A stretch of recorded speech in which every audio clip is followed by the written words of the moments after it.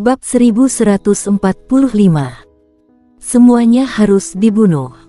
Tombak persegi langit. Di tangan Putri Kaisar, ada tombak putih berbentuk persegi, sekujur tubuhnya seputih salju, seperti giok putih.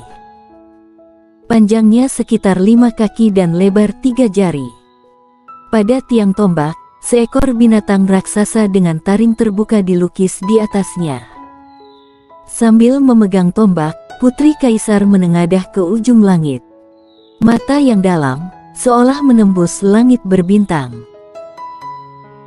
Di kedalaman alam semesta yang jauh, di langit berbintang yang tak berujung, di sebuah planet, di sebuah istana, ketika Putri Kaisar memegang tombak persegi langit, seorang lelaki parubaya yang duduk bersila di kursi tahta pun tiba-tiba membuka matanya, dan ada sedikit kegembiraan dan antusias di matanya.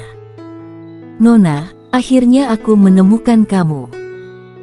Semuanya, segera berangkat, jangan menyimpan kekuatan spiritual, lompat langsung ke luar angkasa." Terdengar suaranya, seorang pria parubaya membubung ke langit, dan di belakangnya ada 50 pendekar hitam berbaju sirah api. Semuanya pendekar kaisar. Detik berikutnya, pria parubaya dan yang lainnya langsung melintasi beberapa dunia spiritual. Putri Kaisar mengalihkan pandangannya, lalu menatap lelaki tua di ujung langit itu, dan berkata, "Apakah kamu mau bertarung?" Orang tua itu memandang Putri Kaisar dan berkata, "Kamu bukan dari dunia ini." "Ya atau bukan, apa bedanya?" Putri Kaisar menatap lelaki tua itu dan berkata dengan tenang. Lelaki tua itu memandang Putri Kaisar sebentar, lalu berkata, "Betul juga." Terdengar suaranya, lelaki tua itu mengangkat tangannya dan menekannya dengan ringan. Dalam sekejap, matahari yang terik langsung berubah menjadi malam, dan bintang yang tak terhitung jumlahnya tersebar di dunia spiritual, dan kemudian bintang yang tak terhitung jumlahnya mulai berputar di ujung langit, membentuk pusaran energi seperti galaksi. Di bawah, melihat adegan ini, warrior yang duduk di kuart pun mengecilkan pupilnya, dan kejutan di hatinya tidak dapat ditingkatkan lagi. Dalam sekejap, dunia berubah, dan galaksi tergantung terbalik. Seperti apa kekuatan magis ini? Pada saat ini, warrior yang tidak bisa menahan perasaan frustrasi. Karena dia menemukan bahwa ilmu menebas langit menarik pedang yang asli ternyata tidak cukup untuk digunakan di depannya. Kali ini, dia benar-benar merasakan ketidakberartiannya sendiri. Apakah memalukan untuk mengakui bahwa kamu lemah? Dalam pandangan warrior yang, itu tentu tidak memalukan. Sangat memalukan jika seseorang tidak dapat mengetahui dan memposisikan dirinya dengan jelas. Tidak hanya memalukan, tetapi juga sangat menyedihkan. Di ujung langit, ketika pusaran pusat energi muncul, sinar kristal biru yang tak terhitung jumlahnya menyembur dari pusaran pusat energi, seperti rintik hujan, menuju Putri Kaisar. Seharusnya dikatakan jatuh menuju Putri Kaisar dan warrior yang dan kuat, karena mereka bertiga diselimuti oleh pusaran galaksi ini. Melihat adegan ini, warrior yang ekspresinya berubah. Energi yang terkandung dalam sinar biru kristal itu bukanlah sesuatu yang bisa dia lawan, biarpun hanya satu berkas sinar. Karena di dalam sinar biru kristal ini terkandung kekuatan misterius. Warrior yang menatap Putri Kaisar di kejauhan dengan sedikit kekhawatiran di matanya. Pupil mata kuart yang ditunggangi warrior yang juga sedikit menyusut. Jika itu adalah stamina primanya, tentu saja dia tidak akan takut, tetapi sekarang, jika dia terkena sinar energi ini, bahkan jika dia tidak mati, dia akan cacat. Mata kuart juga tertuju pada Putri Kaisar, dan kini, dia hanya bisa menaruh harapan pada wanita di depannya. Memandang sinar biru kristal di ujung langit seperti hujan deras, Putri Kaisar tanpa ekspresi, dia mengeluarkan pita putih dari tangan kirinya, lalu membungkusnya ke belakang kepalanya, mengikat rambutnya yang panjang. Ketika sinar biru kristal itu datang ratusan meter di atas kepalanya, Putri Kaisar tiba-tiba menggenggam tombak di tangannya, lalu melompat dari bawah. Batasan maksimal. Di samping, pupil mata warrior yang mengecil. Jet. Suara sebilah pisau yang mengiris kain terdengar di arena, dan kemudian, sinar biru kristal itu lenyap dalam sekejap. Pada saat yang sama, pusaran pusat energi langit berbintang juga pecah dalam sekejap. Setelah beberapa saat, semua yang ada di arena kembali normal. Ujung langit, lelaki tua itu menatap Putri Kaisar, dengan ekspresi lebih khusyuk dari sebelumnya. Mata Kuart yang ditunggangi warrior yang juga serius, dan ada sedikit ketakutan. Naik. Pada saat ini, suara Putri Kaisar terdengar di arena, dan kemudian seluruh dirinya naik ke langit. Kecepatannya sangat aneh. Pada awalnya, kecepatannya sangat cepat, tetapi secara bertahap, kecepatannya melambat, semakin lambat dan dalam beberapa saat, itu seperti berjalan. Kekuatan waktu. Melihat adegan ini, Kuart yang duduk di sebelah warrior yang tiba-tiba berkata dengan sungguh-sungguh. Pada saat yang sama, lelaki tua ujung langit berekspresi sangat masam. Kekuatan waktu. Warrior yang bertanya-tanya. Wanita ini sangat kuat. Kuart berkata dengan sungguh-sungguh, dia telah menguasai sebagian kekuatan waktu, jangan lihat kecepatannya sekarang sangat lambat, itu hanya sangat lambat di mata kita. Sesungguhnya kecepatannya telah mencapai tingkat yang sulit dilihat dengan mata telanjang kita. Lihat ekspresi si tua bangka itu. Dia sekarang menjadi sasaran kekuatan waktu. Di dunianya, dia sedang melawan kecepatan sebenarnya dari wanita ini. Saat itu, Putri Kaisar dari ujung langit menghilang bersamaan dengan lelaki tua itu. Orang tua itu melawan. Kata Kuart dengan sungguh-sungguh. Bisakah kamu melihat mereka? Warrior yang bertanya. Omong kosong. Kuart berkata dengan dingin, ketika aku berada di puncak staminaku, tidak satu pun dari mereka yang sanggup melawanku. Setelah mengatakan ini, Kuart berhenti, dan kemudian berkata, sesungguhnya, benda di dalam tubuhmu itu yang lebih kuat, jika kamu dapat mengembangkan kekuatan maksimal dia, dunia ini dapat disegel olehnya, atau dipasang langsung. Tidak, seluruh planet ini dapat disegel olehnya. Mendengar ini, ekspresi warrior yang berubah dan berkata, tahukah kamu asal-usulnya? Tahu sedikit, kata Kuart. Lalu kenapa kamu tidak merampoknya? Warrior yang bertanya-tanya, Pagoda Hongmeng memang luar biasa kekuatannya, jangankan Kuart, dia percaya bahwa jika keampuhannya benar-benar terungkap, khawatirnya semua Master Super di galaksi ini akan datang merebutnya. Aku tidak ingin mati, bisik Kuart. Apa maksudmu? Warrior yang bertanya-tanya. Dia telah mengenalimu sebagai tuannya, artinya, kamu adalah pewaris Tao. Berbicara tentang ini, ada sedikit ketakutan dalam suara Kuart, dan kemudian dia berhenti berbicara. Siapa itu? Tanya warrior yang cepat. Adapun Pagoda Hongmeng, dia hanya tahu sedikit. Sesungguhnya, termasuk identitas Aquala dan orang tua berambut putih yang muncul di menara, dia juga masih tidak tahu.